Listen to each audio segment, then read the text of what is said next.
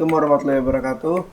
Kenalkan, nama saya Siddiq Marif dengan NIM 05 3725108 dari Prodi Sistem Informasi UT Jakarta. Di tugas kali ini kita dapat tantangan yang cukup menarik nih. Kita diminta membuat web interaktif tapi belum menggunakan database sungguhan, melainkan murni mengolah data mentah dari file data.js bawaan soal ini. Nah, di video ini saya akan membedah bagaimana saya merancang web Sita dari sekumpulan data array dan objek ini. Agar kodenya rapi, langkah pertama yang saya lakukan adalah memisahkan file dari data logika utama. Jadi HTML ini nantinya hanya sebagai kerangka dan JavaScript yang akan mengolah datanya. Lanjut kita ke logikanya. Dari sekumpulan data tadi, pintu masuk pertama dari web pastinya adalah halaman login kan. Nah, logika di halaman login itu berjalan seperti ini.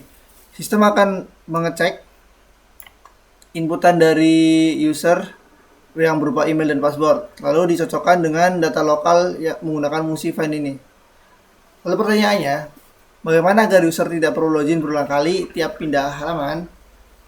Nah, solusi yang saya gunakan di sini adalah menggunakan local storage ini.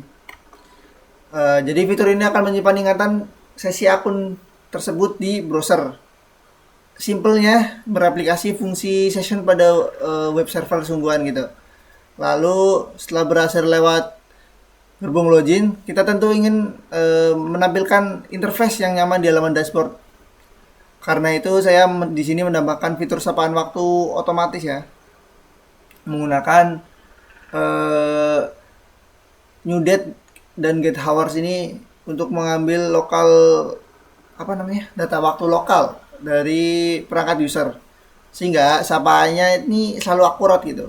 Dan biar interface-nya semakin rapi, saya mengunci semua warna yang ada di interface saya menggunakan root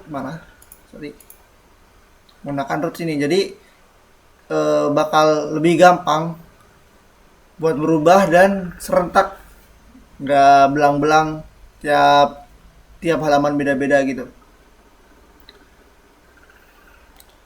Lanjut, oke, untuk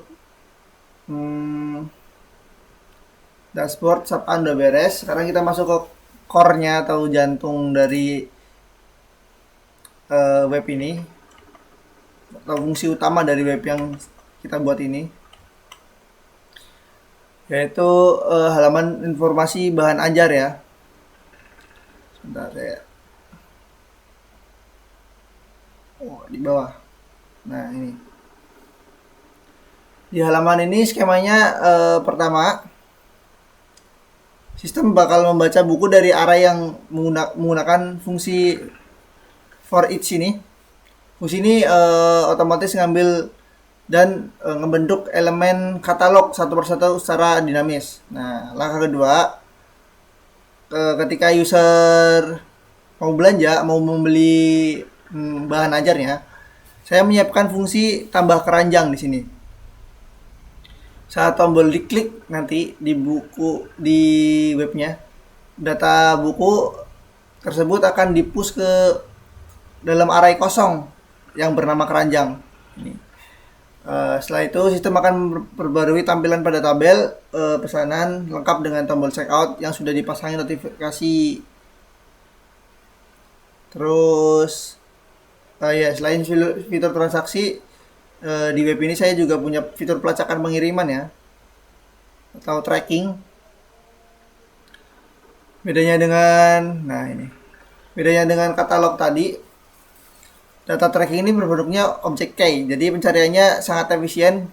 Sistem langsung memanggil data berdasarkan nomor resi yang diketik tanpa perlu proses looping yang berat gitu.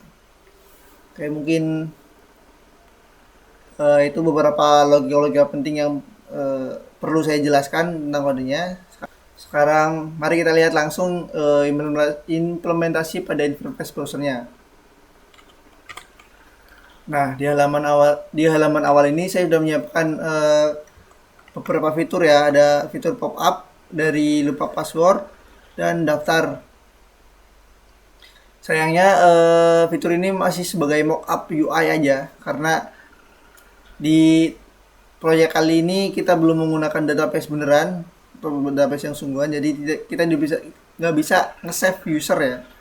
Nih contoh pop upnya. Jadi biar ketika kita mau mengakses fitur ini, user tuh nggak perlu pindah-pindah halaman gitu. Kita tetap di halaman yang sama biar nggak terlalu berat.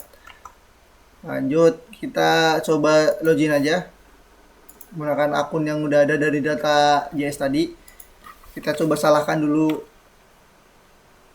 passwordnya.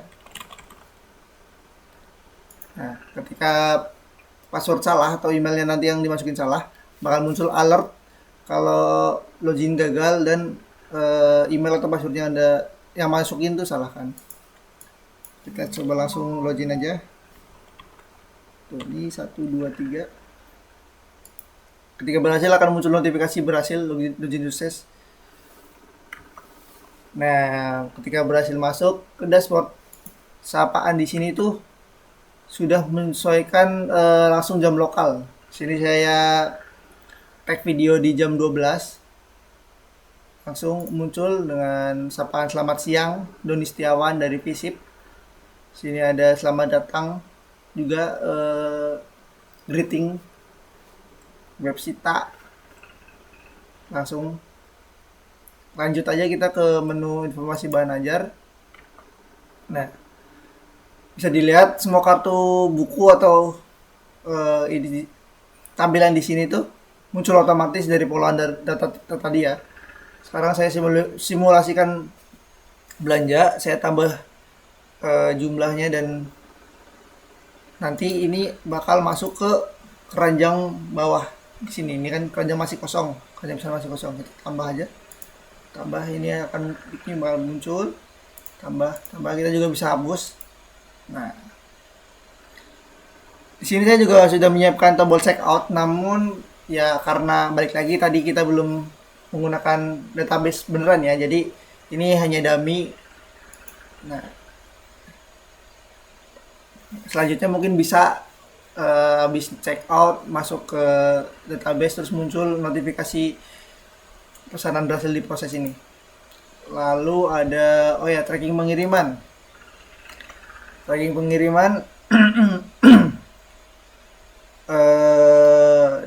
tracking pengiriman ini kan kita menggunakan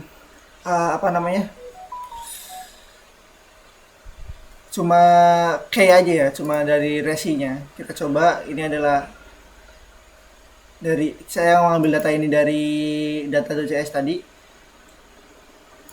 Nah, ini juga instan ya karena emang belum mau menggunakan database beneran. Terus ada juga monitoring progress DO. Ini mungkin siapa aja yang udah berjalan proses delivery ordernya.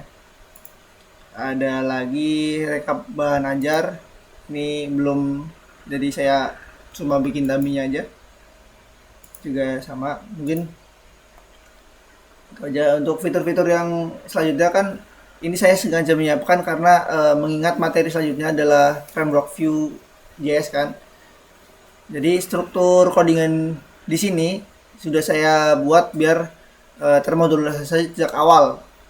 Jadi nanti saya lebih mudah saat melakukan penyesuaian dan migrasi sistem.